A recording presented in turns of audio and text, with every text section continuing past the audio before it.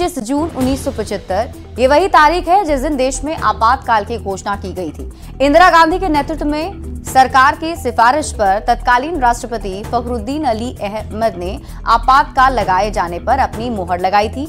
ये इमरजेंसी 21 मार्च 1977 तक देश भर में लागू रही। स्वतंत्र भारत के इतिहास में ये 21 महीने काफी विवादास्पद रहे। इन 21 महीनों में जो कुछ भी हुआ, सत्ता दल अभी भी कांग्रेस को समय समय पर कोसते रहते हैं।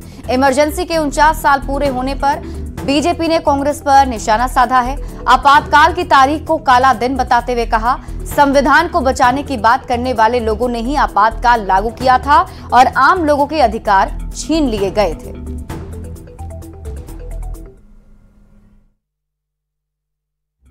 तो इमरजेंसी को लेकर लगातार वार पलटवार का दौर जारी है। सत्ता पक्ष की तरफ से कांग्रेस को घेरा जा रहा है, जहां आज सोशल मीडिया साइट एक्स पर पोस्ट करके पीएम मोदी और अमित शाह ने भी कांग्रेस पर निशाना साधा था। में सारे संवैधानिक अधिकार सस्पेंड करके इंदिरा गांधी जी ने सब अधिकार खुद रख लिया था। जबरन लोगों को बिना बेल के प्रोविजन वाले मीसा एक्ट में बंद कर दिया गया था। लाखों नेता बंद हुए थे, उसमें से कई ऐसे नेता हैं जो आज कांग्रेस के साथ गठबंधन में भी हैं। जबरन लोगों को पकड़कर नसबंदी कराई गई थी। सुप्रीम कोर्ट, हाई कोर्ट की शक्तियां छीन ली गई थी। तो जो लोग संविधान को बचाने की आज बात कर रहे हैं, उन्होंने संविधान की 50 वर्ष पूर्व हत्या की थी। इमरजेंसी को लेकर बीजेपी के लगाए सवाल पर कांग्रेस ने जवाब दिया है। बीजेपी पर गुमराह करने का आरोप लगाते हुए कहा, पिछले 10 सालों से पीएम मोदी के नेतृत्व में देश में अघोषित आपातकाल लगा हुआ है। देखिए, ये सिर्फ तारीख के रूप में लोगों को गुमराह करने का विषय है। पिछले 10 वर्षों से मोदी जी के नेतृत्व में जिस प्रकार से लोग अघोषित आपातकाल का दृश्य लगातार देख रहे हैं, संस्थागत जो क्षरण हुआ है, जिस प्रकार से केंद्रीय एजेंसियों का दुरुपयोग हुआ है, जिस प्रकार से लोगों के ऊपर प्रतिबंध लगाए गए हैं, यहाँ तक कि मीडिया पर भी अंकुश लगाया गया है, वो लोग देख रहे हैं। तो ये सारी बातें अब सिर्फ बातें ही हैं। झारखंड में विधानसभा चुनाव की तैयारी को लेकर महागठबंधन के दल भी जोर शोर से लगे हुए हैं। दिल्ली में कांग्रेस की अहम बैठक के बाद राज्य की 33 विधानसभा सीटों पर नेता और कार्यकर्ता तैयारी में जुट जाने का निर्देश दे दिए गए हैं। जेएम ने कहा है कि बैठक के बाद सीटों पर फैसला लिया जाएगा, कौन कितने सीटों पर चुनाव लड़ेगा। राजनीतिक दल अपने अपने तरीके से अपनी पार्टी का विस्तार करता है, अपनी पार्टी को मजबूत करता है। उसी तरह से कांग्रेस पार्टी भी अपने संगठन को मजबूत कर रहा है। हम 81 विधानसभा में तैयारी कर रहे हैं, बूथों को मजबूत कर रहे हैं। जाहिर सी बात है कि जब 81 विधानसभा में बूथ मजबूत होगा तो जो भी गठबंधन का साथी वहां से चुनाव लड़ेगा उसको उसका फायदा पहुंचेगा। देखिए, गठबंधन के तहत चुनाव हम लड़ेंगे, ये तय है। सीटों का बंटवारा जो फॉर्मूला पिछली बार था, कमोवेश वो फार्मूला इस बार भी रहने की संभावना है। लेकिन साथ ही विनेबिलिटी फैक्टर, किसका कैंडिडेट, कौन चेहरा होगा, कौन किसके जीतने की संभावना ज़्यादा है, इन विषयों पर भी विचार विमर्श होगा जब संयुक्त बैठक होगी इंडिया गठबंधन की, और उसमें 2-3 सीटें ऊपर नीचे हो सकती हैं। तो झारखंड में विधानसभा चुनाव की तैयारी शुरू हो चुकी है। मुख्य निर्वाचन पदाधिकारी के रवि कुमार ने कहा है कि आयोग के दिशा निर्देशानुसार राज्य में 25 जून से 24 जुलाई तक मतदाता सूची के लिए दोबारा मतदाता सूची में सुधार किया जाएगा। इसके तहत बीएलओ घर घर जाकर मतदाता सूची का सुधार करेंगे।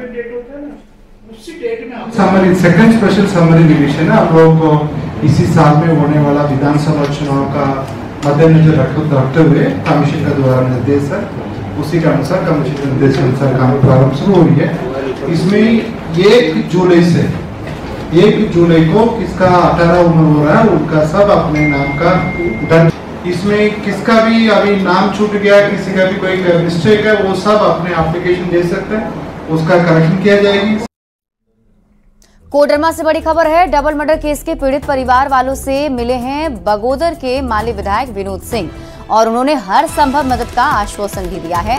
उन्होंने कहा कि सरकार से पीड़ित परिवार को मुआवजा दिलवाया जाएगा। मुख्यमंत्री चंपाई सोरेन से बात हुई है और जल्द ही पीड़ित परिवार को मुख्यमंत्री चंपाई सोरेन से मिलवाकर लिखित आवेदन सौंपा जाएगा। बता दें 22 जून को देर रात बिहार से आए अपराधियों ने शांति मोटल रेस्टोरेंट के पैसे लेन देन को लेकर गोलीबारी की थी।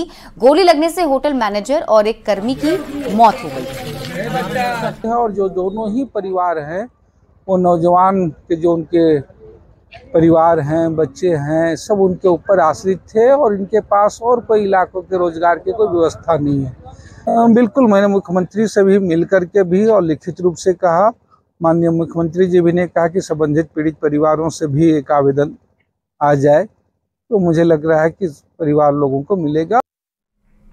गोड्डा के सदर अस्पताल से एक चौंकाने वाला मामला सामने आया है। यहां अस्पताल कर्मियों का एक महिला से पैसा लिए जाने का वीडियो सोशल मीडिया पर तेजी से वायरल हो रहा है। अस्पताल के ड्रेसिंग रूम का ये वीडियो है जिसमें महिला एक व्यक्ति को 100 रुपए का नोट देते दिखाई दे रही है। आरोप है कि सदर अस्पताल में मरीजों से ड्रेसिंग के लिए 50 से 100 रुपए तक मांग की जाती है। वीडियो वायरल होने के बाद सिविल सर्जन अनंत झा ने मामले का संज्ञान लेते हुए कहा कि मामले की जांच की जा रही है। वीडियो में पैसे लेने वाले शख्स से 24 घंटे के अंदर जवाब देने को कहा गया है। वीडियो वायरल हुआ है और वो मुझे भी भेजा गया।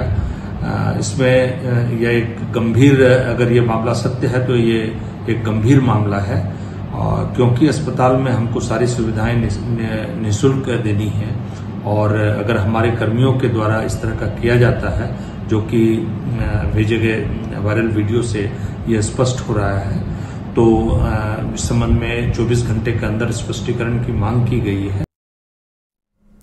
और इस वीडियो के वायरल होने के बाद कई सारे सवाल हैं जो उठ रहे हैं। न्यूज़ 18 में सवाल पूछता है कि सदर अस्पताल में पैसे का खेल चल रहा है।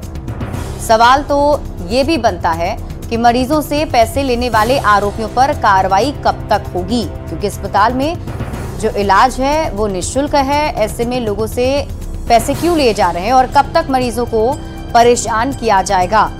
सवाल ये भी कि सदर अस्पताल में पैसे का खेल क्यों चल रहा है। और मौसम से जुड़ी आपको इस वक्त की बड़ी खबर बता दें, झारखंड में मानसून आगे बढ़ रहा है। मानसून के रांची पहुंचने में अभी 2 से 3 दिन लगेंगे। वहीं संथाल और कोल्हान में मानसून की रफ्तार थोड़ी धीमी पड़ गई है। साइक्लोनिक सर्कुलेशन के कोल्हान से आगे बढ़ने की रफ्तार धीमी हो गई है।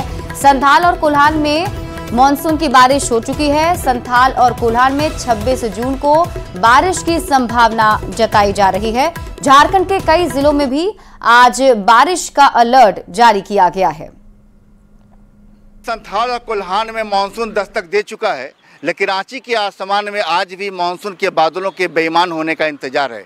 मौसम विभाग का पूर्वानुमान है कि अभी मानसून आने में खासकर रांची में 2 से 3 दिनों का वक्त लगेगा, लेकिन रांची के लोग आज भी गर्मी झेल रहे हैं, गर्मी से परेशान है।